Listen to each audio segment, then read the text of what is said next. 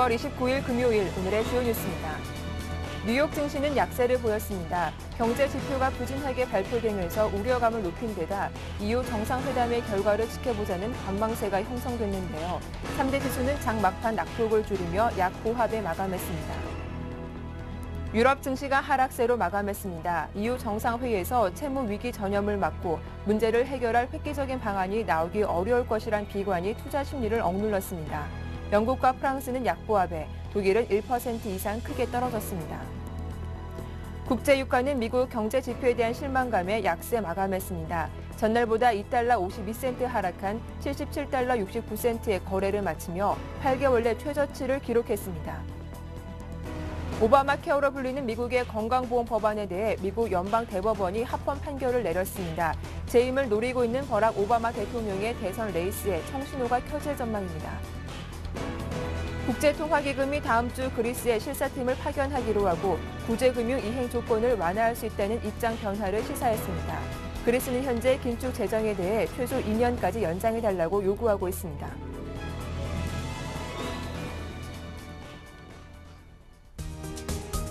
안녕하세요. 굿모닝 대박 예감 박미라입니다.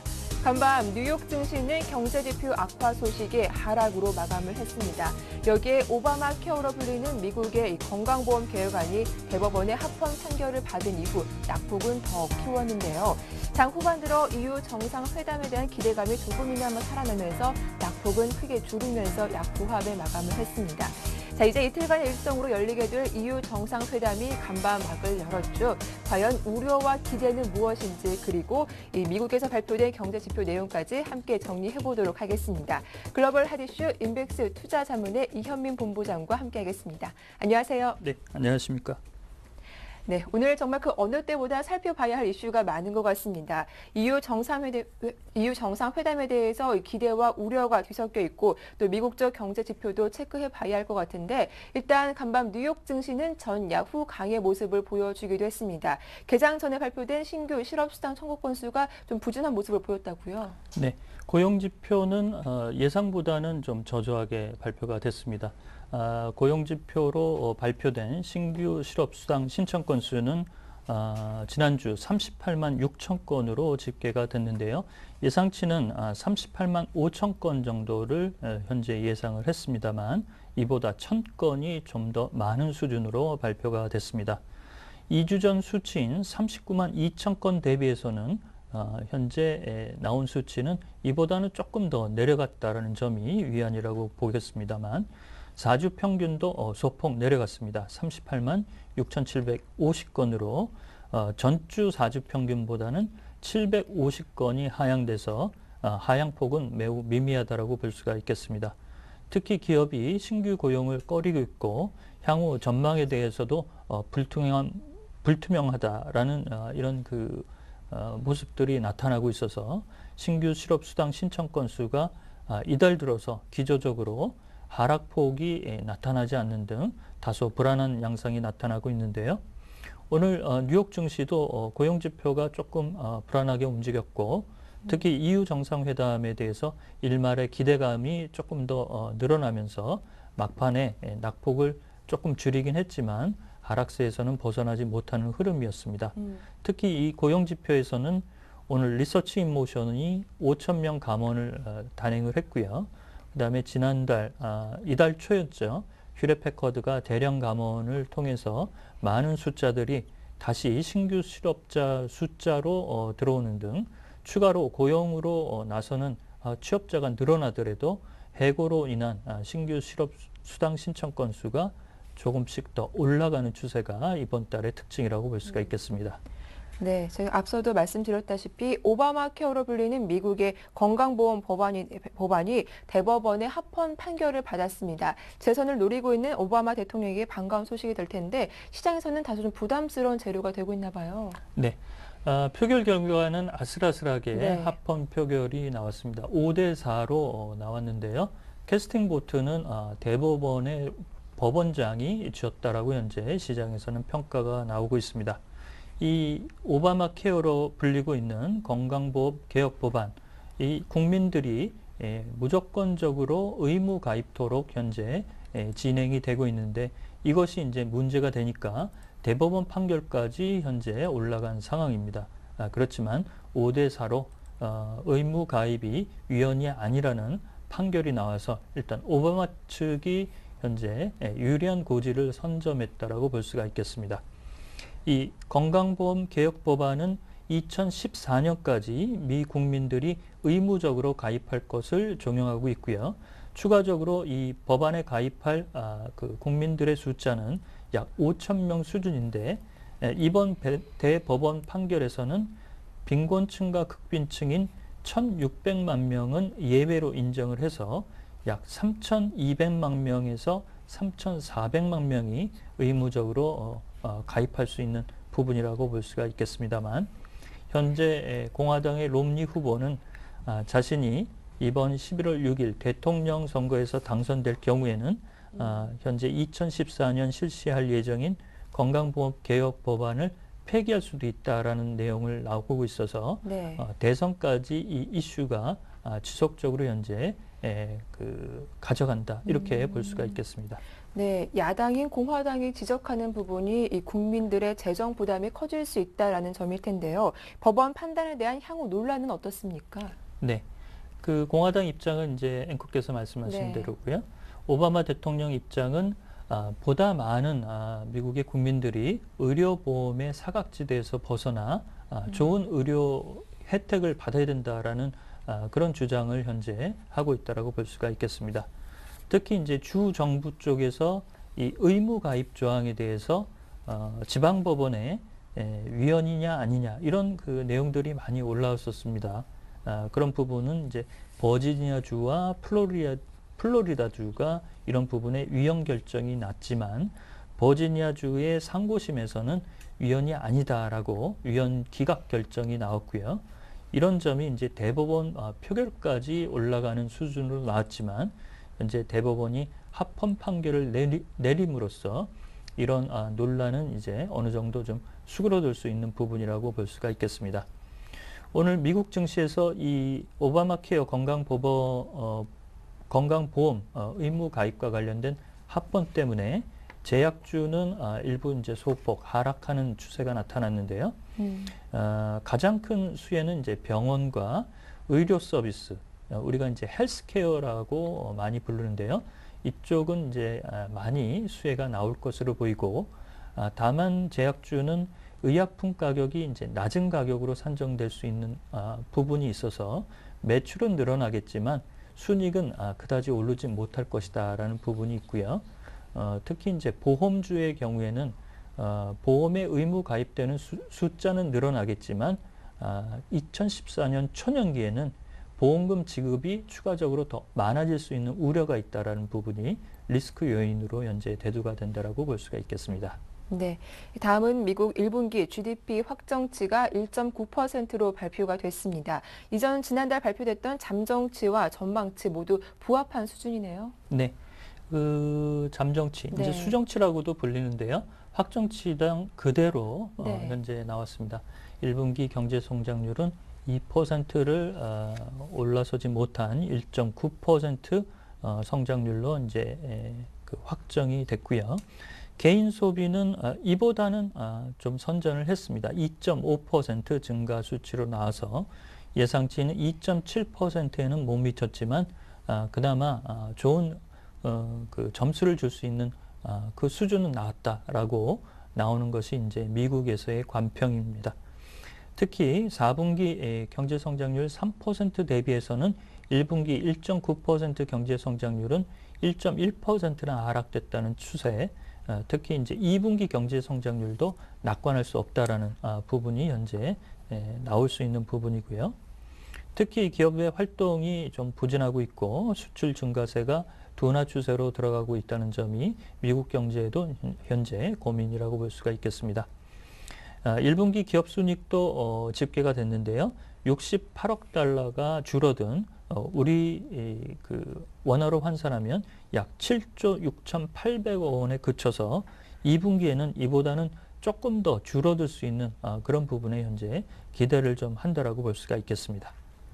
네, 또 EU 정상회담이 이제 막을 열었는데요. 별다른 해결책이 나오지 않을 것이라는 비관적인 시선이 더 우세한 상황입니다. 그런데 간밤 메르켈 총리가 기자회견을 취소했다라는 점이 좀 긍정적으로 받아들여지고 있던데 EU 정상회담 어떻게 진행되고 있습니까? 네. 시장에서 이제 그 좋은 방향으로 좀 받아들이고자 하는 이런 네. 부분이 좀 많다라고 볼 수가 있겠습니다. 그 UBS의 아트 캐신이라는 그 임원분이 한 경제 채널에서 추가적으로 더 논의될 부분이 있기 때문에 기자회견을 미뤘지 않느냐 이런 그 얘기를 했는데요. 뭐 이렇게 이제 바라볼 수도 있지만 뭐 그 준비했던 부분이 있었지만 이를 좀 철회한 부분이 아니냐. 시장에 그 악재로 돌출될 수 있는 부분이 1일차에서 또 나온다면 기대감이 좀 무력화될 수 있다는 그런 흐름으로도 현재 시각이 현재 겹친다라고 볼 수가 있겠습니다. 회담 1일차에서 쇼이블레 재무장관, 독일의 재무장관이 역시 그대로 얘기를 했는데요. 재정 통합에 대한 진전 여부, 이런 토의가 진전이 된다면 유로본드 도입 이런 부분도 검토할 수 있다라는 원론적인 얘기를 했고요. 현재로서는 추가적으로 회담이 내일까지 이제 열리게 되는데요. 특별한 결론이 도출되지 않으면 네. 현재 불안 심리를 가지고 있는 스페인의 10년 만기 국채 수익률이 다시 현재 7%에서 더 오를 수 있는 부담감이 현재 남아있다라고 볼 수가 있겠습니다. 네, 알겠습니다. 이제 또 다음 달 7월 5일 열리는 통화정책회의에서 ECB가 기준금리를 인하할 것이다라는 전망도 제시가 되고 있는데 이 부분은 어떻게 보시는지요? 네, 6월에 금통위에서 드라기 총재가 뭐 어떤 경우라도 액션 준비는 돼 있다. 네, 어떤 경우라도 행동을 할 준비는 돼 있다라고 얘기한 것이 7월 5일 날 열릴 ECB의 금통위에서는 약 25bp 정도 금리 인하가 나오지 않을까 이렇게 현재 관측이 된다라고 하겠고요. 미국 측 특히 골드만삭스가 25bp 인하할 것이다라고 현재 얘기를 하고 있습니다. 골드만삭스는 지난번 오퍼레이션 트위스트도 명확하게 현재 맞춘 그런 그 경험이 있어서 이번 25bp 인하 이런 쪽도 현재 좀 기대감이 무르익는다라고 볼 수가 있겠고요. 특히 유로존의 5월 소비자 물가지수 상승률이 2.5%, 독일은 5월 수치가 1.9%로 현재 물가 불안이 크지 않다는 점, 이런 점이 추가적으로 ECB가 금리 인하를 좀 단행하지 않겠느냐 이런 기대감이 올라온다라고 볼 수가 있겠습니다. 네, 그렇다면 금리 인하 시 이 시장에 미치는 영향도 좀 궁금한데요. 간접적으로 이제 은행 쪽들의 지급 이자가 이제 줄어드니까요. 그런 점에서 간접적인 유동성 공급 효과는 있을 것으로 보입니다만 25bp의 수준이 그리 크지 않기 때문에 시장 영향력은 제한적일 것이다라는 의견도 만만치가 않습니다. 최근 로이터가 시장 전문가 71명을 대상으로 한 설문조사에서 ECB가 7월 달에 금리를 인하하겠느냐라는 질문에 약 48%가 그럴 것이다라고 대답을 해서 현재 시장의 반응은 50대 50 정도로 평가가 되고 있는 상태입니다. 네, 끝으로 스페인이 부가가치세 인상을 검토하고 있다는 소식도 들려왔는데 이 부분도 한번 정리해 주시죠. 역시 재정 문제 때문에 네. 증세의 방안을 찾다 보니까 라오이 총리가 그동안 이 소비세 인상 이런 부분은 없을 것이다라고 당초 공약이 있었는데요. 이를 좀 바꾸는 쪽으로 현재 검토가 들어간 것으로 보입니다. 라오이 총리는 역시 재정 적자, 특히 은행의 부실로 인해서 최근 구제금융까지 들어간 상태에서 증세 문제를 해결하기 위해서는 현재 비교적 유로존 회원국보다 낮은 수치를 가져가고 있는 부가가치세, 우리가 이제 소비세라고도 불리는데요. 소비세 인상 방안을 현재 검토하고 있는 것으로 보입니다. 현재 스페인은 4%의 부가세율을 적용하는 부분이 책이나 신문, 식료품 등이 좀 있고요. 8%는 숙박요금이나 여행상품, 영화, 공연관람료, 교통요금들이 이에 해당이 되는데요. 평균 일반 부가세율 18%에 근접하는 차등 인상이 현재 유력한 것으로 보입니다. 그렇지만 이 소비세 인상은 선택적 증세, 이른바 버핏세로 부르는 부자들의 소득세만을 올리는 이런 부분이 아니라 물품이나 소비 제품에 부가적으로 일률적으로 적용이 되기 때문에 소비가 좀 줄어들 수 있고 저소득층의 불안이 좀 부담이 좀 늘어날 수 있다는 이런 부분이 부담이라고 볼 수가 있겠습니다. 네, 간밤 어떤 재료들이 나왔는지 정리해봤습니다. 지금까지 인백스 투자자문의 이현민 본부장과 함께했습니다. 수고 많으셨어요.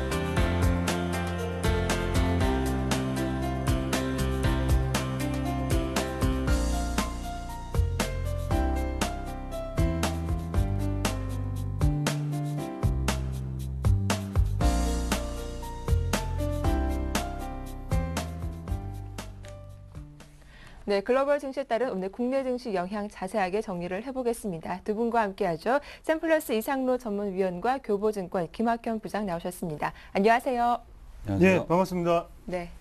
간밤 뉴욕 증시는 낙폭을 많이 줄여주면서 마감을 했습니다. 그래도 약 보합권의 3대 지수가 모두 맞췄는데요.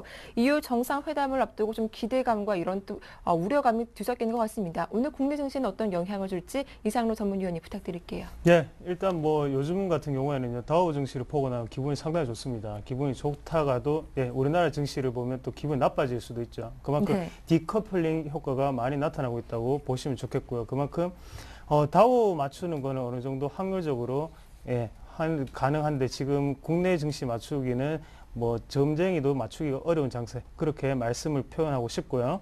그래서 안에 내용을 한번 보시면 뭐 특별한 이벤트 같은 건 잘 없었습니다. 이벤트 같은 건 잘 없었고 그만큼 뭐 물 흘러내리듯이 그냥 흘러내렸다고 보시면 좋겠고, 그 다음에 안에 내용을 한번 보시면 일단은 오바마 케어죠. 오바마 케어 합헌이 결과가 있었습니다. 그만큼 의료개혁법에 대해서 법에 대해서 이제 합헌이 났고요. 거기에 대해서 일단 개인 가입자 자체가 200만 명 정도 새로 가입을 해야 된다는 조건하에 일단 대형 헬스케어주들이 지금 낙폭을 확대시키면서 주가를 좀 끌어내리는 계기가 되지 않았나, 그렇게 분석을 좀 했고요.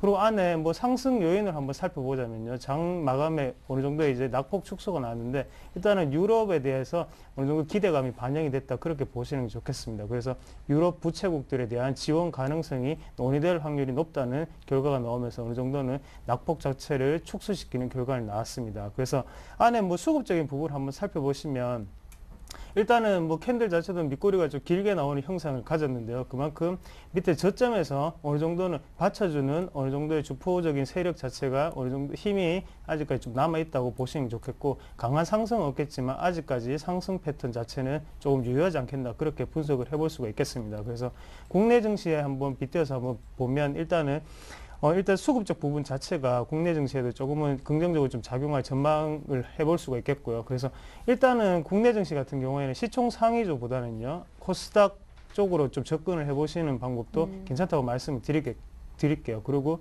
개별주 위주로 한번 살펴보시되 일단은 코스닥 IT 부품 같은 경우에는 포트폴리오 안에 한 종목 정도는 넣어놓자고 말씀을 드리겠습니다. 그래서 비중 자체는 주식 60% 그리고 현금 40%를 유지하시되 안에서 포트폴리오 안에서 어느 정도 짧게 이익을 실현하시고 계속적으로 포트폴리오를 교체하는 전략을 추천을 해드리겠습니다. 그래서 종목들 수급적인 부분 한 번 더 살펴보시기를 권하겠습니다.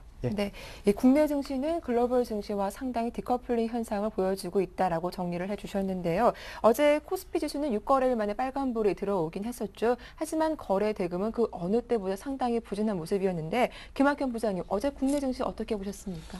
네, 호조로 보인 그 해외 증시의 영향으로 해서 소폭 상승 출발했습니다. 하지만 뭐 외국인 매도가 지속되는 가운데서 장중에 1806포인트까지 밀렸는데요.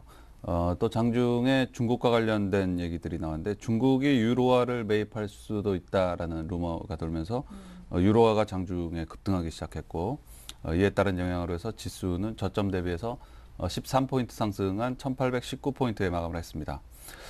외국인들의 순매도는 그 5거래일째 이어졌지만 순매도 규모는 660억 수준으로 크게 축소가 됐습니다. 최근에 뭐 최소 2천억대 이상 순매도 보인 점을 감안한다면 뭐 규모가 상당히 크게 축소됐지만 뭐 크게 의미를 둘만 하지는 않은데요. 왜냐하면 시장 거래대금이 그 3조 원대 초반으로 올해 들어서 사상 올해 최저 그 거래대금을 기록을 했습니다. 네. 이 거래대금이 최저를 기록했다는 것은 뭐 시장의 관망세, 즉 뭐 눈치 보기가 그만큼 활발하게 그 진행이 되면서 되고 있다는 시그널이기도 하지만 또 다른 한편으로는 시장의 변동성이 확대될 가능성이 높다라는 뭐 시그널이기도 하다고 볼 수 있겠습니다. 네. 그렇다면 어제 이 거래소 시장에서 강세 업종과 약세 업종 좀 어느 쪽에서 나타났는지 정리해 주시죠. 네, 전일 시장에서 강세 업종을 보인 쪽은 뭐 기계 업종이라든가 운수 창고, 종이 목재 업종인데요. 앞서 거래대금에서도 잠시 살펴봤겠지만 뭐 그 이 강세 업종을 보였다고 해서 뭐 큰 폭의 강세를 보이거나 이런 그 업종들은 나타나지 않았습니다. 네. 뭐 기껏 해봐야 1%대 강세를 보였는데요. 먼저 기계업종에서는 두산중공업이 강세를 보였습니다. 두산중공업 같은 경우는 뭐 대규모 수주 모멘텀에 대한 기대감들이 전반적으로 좀 깔려 있는 상태고요. 운수창고 업종에서는 CJ 대한통운과 현대클로비스 그리고 한진해운 대한항공 이런 종목들이 강세를 보였는데요. 먼저 CJ 대한통운은 최근 뭐 급락한 유가의 영향도 있겠지만 육상운송 재편에 따른 기대감 뭐 이러한 부분들이 상당히 많이 깔려 있는 것으로 보입니다. 최근에 뭐 물류 대란 가능성 뭐 이런 부분들 역시 최근에 공급 과잉이 상당히 심각한 영역이 또 육상운송이라고 볼 수 있는데 그런 부분들이 해소될 것으로 기대되는 이러한 매기들이 깔려 있다. 뭐 저평가도 물론 있겠습니다. PBR이 0.8배 수준에 지금 그치고 있기 때문에 그러한 부분도 기관이 포인트로 잡고 있는 것으로 판단이 되고요. 한진해운과 대한항공 역시 뭐 두 개는 업종은 해상운송과 그 항공운송 좀 다르긴 하지만 공통적으로 뭐 유가 하락과 또 공통적으로 운임 인상 추진 소식 뭐 이런 부분들이 공통적으로 좀 깔려 있다라고 볼 수 있겠고 종이목재 업종에서는 한솔재지의 강세가 아주 두드러지게 나타나고 있는데요. 기관이 계속해서 지금 순매수 규모를 늘려나가고 있습니다. 신한투자증권에서 리포트가 나왔는데 국제 펄프 가격 하락에 따른 수익성 개선이 기대된다라는 리포트였습니다. 그래서 이달 저점 대비해서 30% 이상 상승했음에도 불구하고 지금 PBR 수준이 0.8배 수준, 0.4배 수준이거든요. 뭐 상당히 낮기 때문에 뭐 기관들은 뭐 거의 자신감을 가지고 지금 배팅하고 있는 이런 상황이라고 볼 수 있겠습니다. 다음으로 약세 업종인데요. 건설업종과 의료정밀, 음식료 업종이 약세를 보였습니다. 건설업종에서는 이 현대건설이 베네수엘라에서 1조 5천억 수주 공시를 전일 냈습니다. 그럼에도 불구하고 2분기 실적 부진을 전망한 증권사 리포트의 영향으로 해서 상대적으로 뭐 큰 폭으로 하락하면서 직전 저점 부분까지 지금 하락한 모습이고요. 네. 음식료 업종에서는 마니커가 대규모 유상증자 소식을 발표하면서 뭐 개장부터 하한가가 한 번도 풀리지 않는 그런 모습이었습니다. 전체적으로 보자면 시장 거래대금이 급감하면서 주요 경기 민감 업종이나 혹은 뭐 확실한 경기 방어 업종 뭐 이런 업종들이 특별히 약세를 보이지도 않고 특별히 강세를 보이지도 않고 네. 앞서 앞서 보셨지만 뭐 종이목재라든가 뭐 음식료라든가 뭐 이런 거래량들이 별로 없는 이런 종목 그 업종들이 강세와 약세를 보이는 그 결국에는 거래대금의 급감 현상이 이러한 그 업종의 부분 그 성격을 좀 나타냈다. 그래서 시장 참여자들이 전반적으로 그 매매를 보류하고 있는 이러한 모습들이 이 강세업종과 약세업종 분석을 통해서도 아주 여실히 나타났다라고 볼 수 있겠습니다. 네, 이렇게 어제장 업종별 흐름을 정리해봤습니다. 이어서 어떤 종목이 좀 특징을 보였는지 그리고 이슈가 됐던 업종은 어느 쪽인지 이상로 전문위원님 정리해 주시죠. 네. 일단 뭐 한세 시럽을 한번 보겠습니다. 한세 시럽을 한번 보시면요. 일단은 사상 뭐 최고가를 기록하면서 신고가를 기록을 하는 모습을 보여줬고요. 그래서 안에 내용을 한번 살펴보시면 일단은 면화 가격 하락을 들 수가 있겠죠. 그만큼 지금 최근에 뉴스를 좀 보신 분들 좀 아실 겁니다. 원자재 가격 자체가 내려가고 있다는 뉴스 많이들 접하셨을 건데 그만큼 면화 가격 자체가 내려가면서 약간은 한세 시럽 자체의 영업이익률을 조금 2분기에 높일 수 있는 계기가 되지 않는다. 그렇게 보시면 좋겠고요. 그리고 원달러 달러 환율 효과를 들 수가 있겠는데 그 부분에 있어서 매출 자체가 지금 뭐 시장이 평가하기로는 17% 정도 증가할 수 있다. 그렇게 보는 낙관적인 관점이 있기 때문에 한서시럽 자체가 지금은 조금 더 높은 주가를 향해서 달려가고 있다. 그렇게 보시면 좋겠습니다. 그래서 수급적인 부분도 양호하고요. 그리고 태양광주를 한번 들 수가 있겠는데요. 뭐 최근 들어서 지금 태양광주에 대한 이슈가 연이틀 계속적으로 나오고 있는데 그만큼 어제 미국 장을 한번 보셨을 때도 에너지주가 강세를 보였었습니다. 국내에서는 태양광주가 지금 강세를 보이고 있는데 안에 내용을 보시면 일단 업계 상위 기업들에 대해서 지금 구조조정이 조금씩 일어나고 있습니다. 그런 부분 그래서 구조적인 개편이 일어나기 때문에 조금 긍정적으로 작용을 하고 있고요. 그리고 지금 일본의 기업들 같은 경우에 신재생 에너지 정책 등을 맞물리면서 어느 정도 지금 상승 탄력이 조금은 좀 다른 종목군들에 비해서 좀 있지 않나 그렇게 시장은 평가하고 있는 것 같습니다. 그리고 SKC, 솔믹스라든지 오성 LST 같은 종목들이 있겠죠. 그런 종목들을 한번 눈여겨보시자 말씀을 드리겠고요. 그리고 다날을 들 수가 있겠는데 다날 같은 경우에는 카카오톡의 이제 캐시 서비스죠. 그래서 초코라고 합니다. 초코라고 하는데 거기에 결제 서비스를 단독으로 제공한다는 소식에 힘입어서 장중에 상당히 큰 상승을 나타낸데요. 장 마지막에는 이제 약간의 약보합으로 밀려나면서 끝나게 됐습니다. 하지만 거래량 자체도 어느 정도는 좀 수급이 작용을 하고 있고요. 그래서 지금은 전 매물대 자체를 조금 소화하는 과정이라고 평가를 하시면 좋겠고 일단 이격도가 많이 벌어졌기 때문에 약간의 이격 자체가 좁혀졌을 때 개인 투자자분들도 한번 공략하기 좋은 종목군이 아닌가. 그래서 지금은 저점에서 올라오고 있는 상태입니다. 그래서 뭐 일단은 어제는 강한 뭐 음봉 자체가요. 윗꼬리가 긴 음봉이 떴지만 그 부분 자체를 다시 또 해석해보면 수급적인 부분이 누군가는 손바뀜이 일어난 부분이기 때문에 그런 부분 한번 참고하시고 투자를 한번 해보시자 그렇게 말씀을 드릴게요. 그리고 마지막 한 가지 더 말씀드리면 참 엔지니어링이라는 종목이 있습니다. 그 종목을 살펴보시면 일단은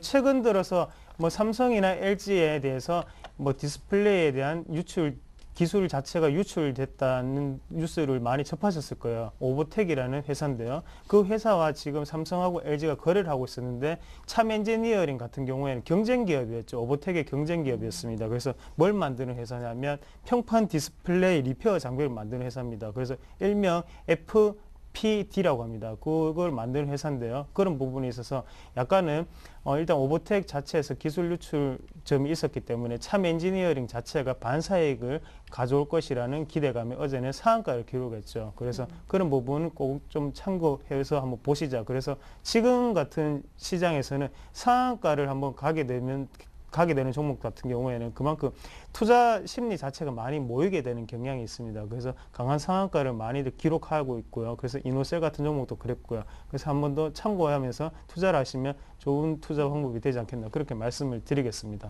네, 어제 이렇게 특징을 보였던 종목까지 정리를 해봤습니다. 이어서 김학현 부장님, 어제 코스피 시장에서 외국인과 기관은 어떤 종목들 사고 팔았는지 한번 정리해볼까요? 예, 외국인들은 시장 주주인 기아차를 가장 큰 폭으로 매수를 했습니다. 네. 기아차 같은 경우는 어제는 외국인들이 큰 폭으로 매수를 했지만 그저께는 이 기관이 100만 주 가까이 던졌거든요. 네. 그래서 기관이 100만 주 던지면서 크게 하락한 시장 주도주인 기아차를 외국인들은 집중적으로 매수를 하는 모습을 보였고 순매수 상위 5위권에 링크된 종목 중에서 가장 인상적인 종목은 이 제일모직이라고 볼 수 있는데요.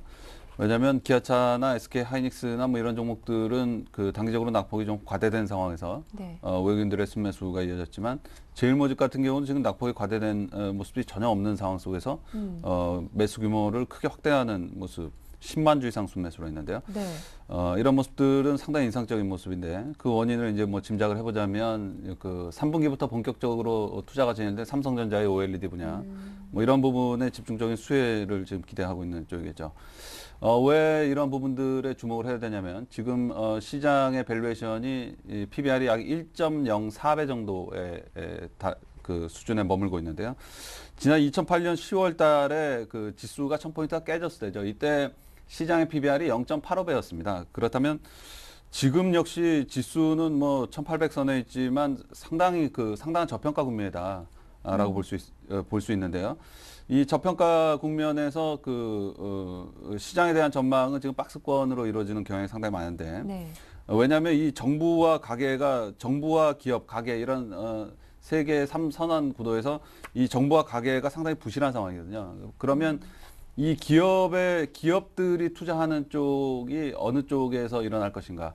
결국에 이제 삼성전자에 의존하는 뭐 이런 그 부분들이 상당히 크겠는데, 그 중에서 삼성전자 투자의 뭐 그 중소형주 같은 경우는 약간 불안하기 때문에 제외를 한다고 하면, 결국에 외국인이나 기관 입장에서는 가장 맘 놓고 투자할 수 있는 투자 대상 중에 하나가 제일모직이 아닌가. 또 삼성전자와 관련된 뭐 삼성 SDI, 삼성전기 뭐 이러한 종목들 중에서도 PBR을 기준으로 본다면 가장 저평가된 종목 중에 하나이기 때문에 제일모직 뭐 테크니컬적으로도 또 상당히 인상적이고 이 업황상으로도 상당히 좋은 모습이 아닌가라는 판단입니다.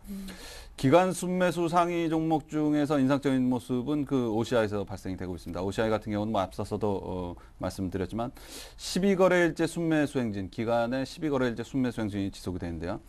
최근에 이 박스권 장세에서 시장이 약하다 보니까 이 증권사의 리포트 영향이 상당히 셉니다. 네. 앞서서도 이제 그 현대건설이 대규모 수주를 발표했음에도 불구하고 오히려 그 전에 나온 그 증권사 리포트의 부정적인 리포트 영향으로 해서 전일 상대적으로 큰 폭으로 하락했거든요. 근데 이 OCI 같은 경우는 현대건설과 정반대입니다. 지금 증권사의 부정적인 리포트가 나왔음에도 불구하고 이 기간의 순매수가 더욱 공격적으로 진행이 되면서 3% 가까이 끌어올렸거든요.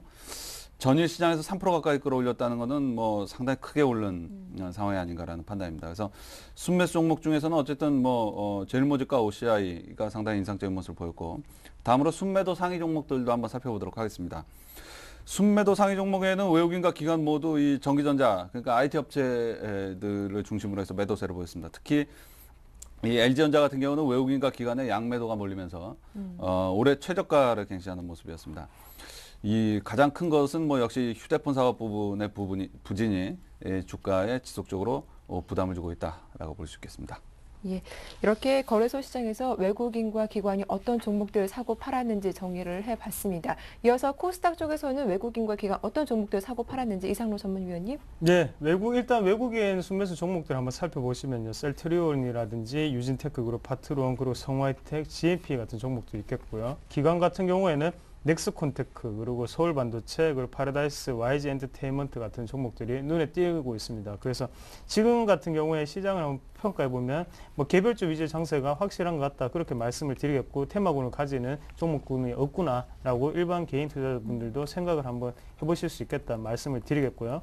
그래서 안에 기관 순매수 종목 중에 서울반도체 먼저 한번 살펴보시면 일단은 수급적인 부분이 상당히 좋게 긍정적으로 작용하고 있다고 말씀을 드리겠습니다. 그래서 지금 같은 경우에는 저점을 지지하고 난 다음에 올라오는 패턴을 유지를 하고 있는데요. 일단 올라가는 이유를 한번 살펴보자면 일단 기대감이겠죠. 그만큼 주가가 서울반도체 같은 경우에는 많이 빠졌다고 시장 자체는 평가를 했는 것 같습니다. 그런 부분 자체가 올라오는 모습이 보이고 있다 말씀을 드리겠고요. 하지만 LED 업황 자체가 뭐 회복되고 그런 부분이 아니기 때문에 투자를 하실 때는 조금 주의를 하셔서 하는 부분이 좋겠다 말씀드리겠고, 일단 지금은 수급적인 부분이 강하게 작용하기 때문에 그 점 자체가 양호하게 주가를 뒷받침하고 있다 보시면 좋겠고요. 그리고 지금 같은 경우에 엔터주를 한번 들 수가 있겠는데요. 엔터주는 지금 기관의 순매수가 상당히 긍정적으로 작용하고 있는 종목군입니다. 그래서 SM보다는 지금 YG 엔터테인먼트가 조금 더 세 보이는 경향이 있습니다. 그래서 YG 엔터테인먼트 같은 경우에는 뭐 저도 몇 번을 살려고 시도는 했지만 지금 계속적으로 실패를 하고 있는 상태인데요. 그만큼 살 기회를 안 주면서 올라가고 있다. 그래서 어느 정도의 강한 상승이 뒷받침되고 있다고 보실 수가 있겠고요. 그래서 엔터주 같은 경우에는 지금 시장 자체는 테마군 자체 조그만 기대감에도 크게 큰 폭으로 상승하는 경향이 있습니다. 특히 기관 투자자들이 더욱더 그런 플레이를 하고 있고요. 그런 부분을 참고하셔서 엔터주는 한 번 더 살펴보시자. 그리고 뭐 YG 엔터테인먼트라든지 SM 같은 종목은 일단 2분기 실적도 그렇고요. 그리고 기대감 자체도 많이 작용을 하고 있는 부분이 있기 때문에 꼭 한번 살펴보시면서 투자를 하시면 좋겠다 말씀을 드리겠습니다. 그래서 매도 종목도 한번 살펴보시면 일단은 외국인 매도 종목 같은 경우는 파라다이스라든지 다음, 그리고 OCI 머티리얼즈 같은 종목 눈에 띄고요. 기관 같은 경우에는 유진테크라든지 SM, 위메이드 같은 종목들이 눈에 띄고 있습니다. 그래서 일단 외국인의 파라다이스를 지금 뭐 매도를 하는 거는 일단은 장중 고점이라든지 어느 정도 그 위에서 지금 매도를 조금 하고 있다. 그래서 차트적으로 한번 보시더라도 일단은 뭐 위에서 14,000원에서 15,000원 사이죠. 그 부분에서 어느 정도는 이익 실현 물량이 조금 나오는 게 아닌가 그렇게 보시면 좋겠고요. 그런 부분은 꼭 참고하셔서 투자를 하시자. 그래서 오늘도 화이팅 하시길 바라겠습니다. 네, 말씀 잘 들었습니다. 지금까지 두 분과 함께했습니다. 샘플러스 이상로 전문위원과 교보증권 김학현 부장과 함께했습니다. 두 분 모두 수고 많으셨습니다. 감사합니다. 네, 고맙습니다.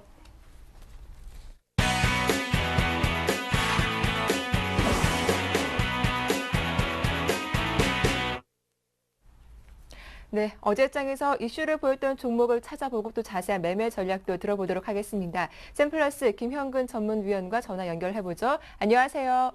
네, 안녕하세요. 예, 먼저 살펴볼 종목은 어떤 종목입니까? 예, 어제 이제 좀 상당히 좀 강했던 좀 눈에 띄는 종목이 있어서 좀 말씀을 드리는데 코스닥 네. 시장이 최근에 이제 뭐 강한 거는 사실이긴 하지만 뭐 정고점을 돌파한다든가 이런 또 종목에 상당히 좀 관심이 가고 있습니다. 사실 정고점을 돌파하기 직전에 있는 종목들도 상당히 관심이 가는데 돌파하지 못하면 좀 흘러내리는 이러한 현상들이 나타나고 있는 그런 속에서 돌파가 돼버리면 오히려 좀 강한 지속적인 강세를 좀 보여주는 이런 흐름들이 좀 포착이 되고 있는데요. 관련해서 이제 어제 상당히 좀 강했던 CTC 바이오라는 이 종목을 좀 눈에 띄어서 좀 말씀을 드리도록 하겠습니다. 바로 이제 비아그라 물질 특허가 좀 만료가 되면서 국내 이제 발기부전 치료제 시장이 좀 달아오르고 있는 그러한 상태인데요. 농협목 같은 경우는 이제 기존의 그런 제품들과는 다르게 이제 필리명 발기부전 치료제를 식약청으로부터 시판 허가를 받았습니다. 그래서 지난주 금요일이었죠. 22일 날 이미 이제 제품 출시가 된 상태죠. 필리명이기 때문에 상당히 좀 우리가 취하기가 상당히 편한 그런 거죠. 물도 필요 없이 그냥 이렇게 입안에 넣어서 녹여서 이렇게 먹을 수 있는 거기 때문에 상당히 좀 편안한 그러한 제품인데요. 바로 진양제약이라든가 제일약품, 뭐 동국제약, 휴원스 이런 쪽에다 이제 독점적으로 공급을 하면서 동시에 다 제품이 출시가 된 상태입니다. 그래서 이 부분에 있어서 앞으로 좀 실적에 있어서 좀 상당히 좀 기대를 좀 하고 있고 그 부분 사실 실제적으로 실적적인 부분을 좀 확인을 해봐도 올해 이제 예상 매출액 정도가 한 1,100억 정도, 그다음에 전년 대비해서 한 50% 이상이 좀 증가되고 있고요. 영업이익 같은 경우도 140억 원, 순이익도 110억 원. 실제적으로 순이익 부분에서는 흑자로 전환이 되는 이러한 부분을 좀 전망을 되고 있습니다. 창사 이래 좀 최대 실적을 좀 예상을 하고 있고 이러한 부분이 앞으로 좀 지속이 될 것이냐 이 부분을 보자면 좀 아마 지속이 좀 될 것이라고 보고 있고요. 그 부분 쪽 근거는 일전에 이제 서울 아산병원에서 가정의학과 교수팀에서 연구를 좀 해왔는데요. 국내 이제 한국 사람들 40세를 넘기는 그 남성들을 대상으로 해서 조사를 했을 때 3명 중에 2명이 발기부전 이런 또 증상이 좀 나타나고 있다고 합니다. 그래서 현재 지금 우리 시장에서도 이런 성기능 장애를 가지고 있는 비중이 좀 높아지고 있고 또 향후에 또 고령화 사회로 좀 진입을 하고 있기 때문에 이러한 수요는 좀 더 증가할 것이라고 예상을 하고 있습니다.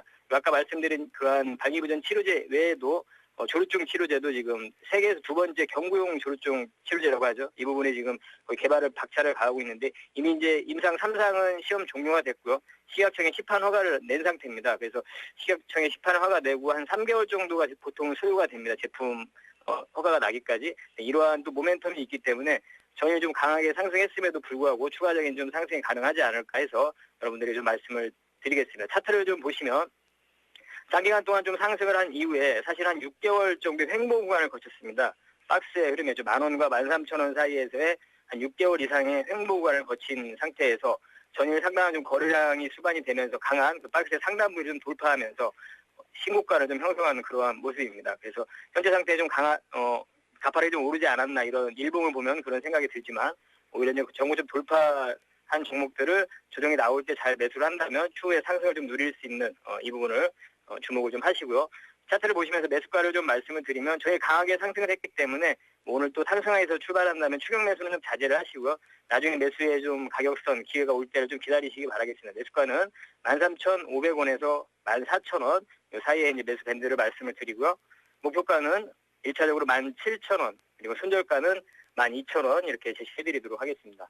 예, 알겠습니다. 어제 뭐 11%나 급등이 나왔기 때문에 어제 종가에 들어가지 말고 좀 조정이 나온다면 그때 한번 접근해 보자라는 의견 주셨습니다. 도움 말씀 고맙습니다. 예, 감사합니다. 네, 지금까지 샘플러스 김형근 전문위원과 전화 연결해봤습니다.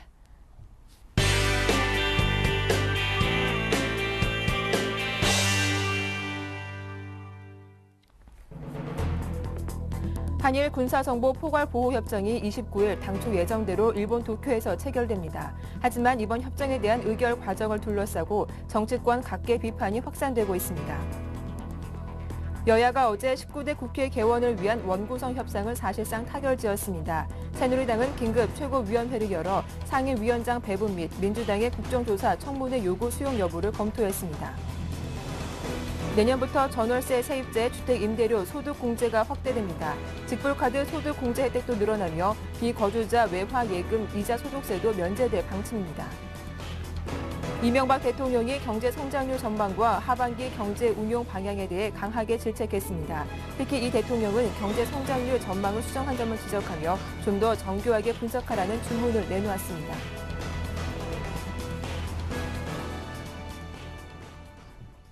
네, 이슈 뉴스 오늘 순서는 서울경제신문 증권부의 김종선 기자와 함께하겠습니다. 안녕하세요. 안녕하세요.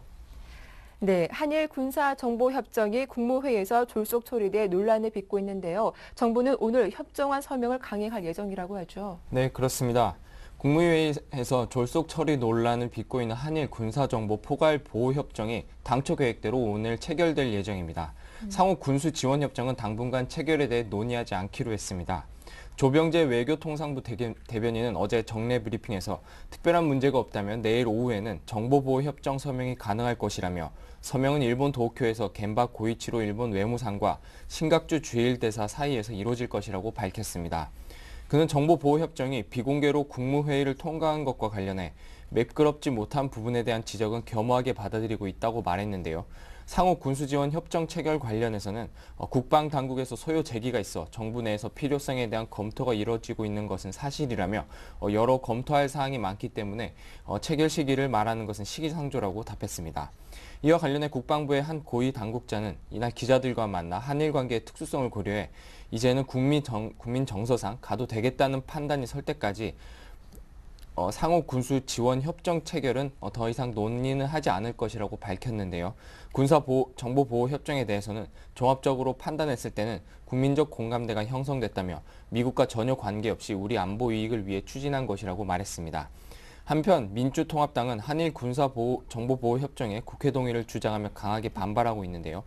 이현주 원내대변인은 국가 안위에 대한 중대한 국가 간 협정으로 국회 비준 동의가 반드시 필요하다고 주장했습니다. 이에 대해 조 대변인은 과거에 체결했던 유사한 협정과 마찬가지로 이번에도 국회 동의가 필요 없다는 의견을 법제처로 받았다고 강조했습니다. 네, 여야가 19대 국회 원구성 협상을 사실상 타결했군요. 다음 달 2일에는 국회 첫 본회의가 열릴 것으로 예상이 된다고 하죠. 네, 그렇습니다. 김기현 새누리당, 박기춘 민주통합당 원내 수석 부대표는 어제 저녁에 회동을 갖고 19대 국회 원구성을 위한 막판 조율에 나섰습니다. 이에 따라 마지막까지 쟁점으로 남았던 민간인 불법 사찰 문제는 국정조사를, 대통령 내곡동 사저 문제는 특별검사를 실시하고 언론사 파업 문제는 문화체육관광방송통신위원회에서 논의하기로 전해졌습니다. 상임위원장 배분은 기존에 정했던 새누리당 10자리, 민주통합당 8자리 원칙을 유지하는 동시에 민주통합당에서 국토해양위원회와 보건복지위원회를 새로 맡기로 했습니다. 새누리당은 이 같은 내용의 원구성 협상 내용을 오늘 의원총회를 열어 추인할 예정입니다. 새누리당과 민주통합당이 각각 원구성 협상 내용을 최종 추인하면 이르면 다음 달 2일께 19대 국회 첫 본회의가 열릴 것으로 예측됩니다. 본회의에서는 그동안 미뤄졌던 국회의장단 선출이 이루어지는 한편 오는 7월 10일자로 임기가 만료되는 대법관 4명의 인사에 대한 안건이 추진될 것으로 전망됩니다. 다음 소식입니다. 정부가 내년부터 전월세 세입자의 주택 임대료 소득 공제를 확대하기로 했습니다. 직불카드 소득 공제 혜택도 늘어나며 비거주자 외화 예금 이자 소득세도 면제된다고 하는데 어떤 내용들이 있는지 자세하게 전해주시죠. 네, 정부가 어제 관계부처 합동으로 이 같은 내용을 담은 하반기 경제정책 방향을 발표했는데요. 정부는 우선 월세 비중 증가에 따른 서민 주거비 부담을 경감하기 위해 임대료 소득 공제 확대를 추진하겠다고 밝혔습니다.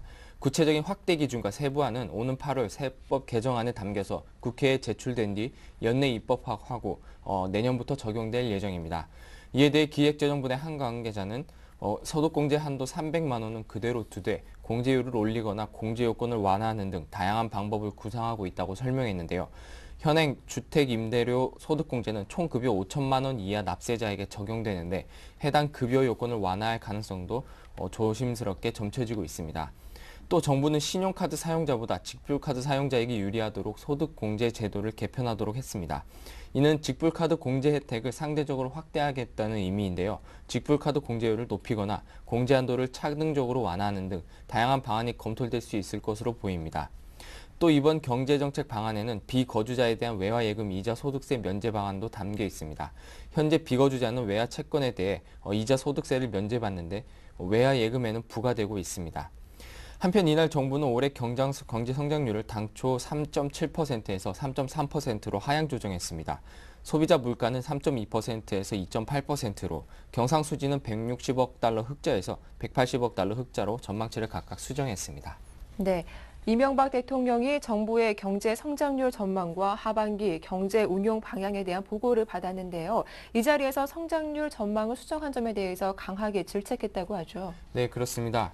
어제 이 대통령은 정부 과천청사에서 좀 전에 말씀드린 하반기 경제 정책 운영 방안 보고를 받고 당초 계획이 3.7%라고 하는데 지금은 3.3%도 어렵다고 한다면서 조금 있으면 더 낮출지 올릴지 모르겠다며 경제 성장률 예측에 대해 질책했습니다. 이 대통령은 3.3%에 대해 대외적인 전제 등을 국민에게 강조해야 한다며 분야별로 건설업, 제조업을 어떻게 하고 수출을 어떻게 촉진하는 등 이런 노력을 해서 달성하려고 한다고 발표하는 것이 좋다고 지적했는데요. 유로존 위기 등 비상 시기인 만큼 단순히 수치에 의존해 전략을 세울 게 아니라 다양한 경우의 수를 고려해 치밀하게 대응책을 강구해야 한다는 얘기입니다. 이어 이 대통령은 올해 취업자가 42만 명이 됐다며 내년에는 4.3% 성장하는데 고용은 33만 명이라며 고용과 성장이 맞지 않는다고 대책 마련을 지시하기도 했습니다. 이 대통령은 또 대선을 앞두고 경제 민주화에 대해 정치권과 재계가 대립하고 있는 것을 언급하면서 경제 민주화 논의는 기업을 위축시키려고 하는 것이 아니라고 말했는데요. 이 대통령은 집권 여당에서도 그렇게 가지는 않을 것이라며 재계나 당이나 정부가 서로 대화하면 이해하고 공통점을 찾을 수 있을 것이라고 강조했습니다. 네, 말씀 잘 들었습니다. 이슈앤이슈 지금까지 서울경제신문 증권부의 김종선 기자와 함께했습니다. 수고 많으셨습니다. 고맙습니다.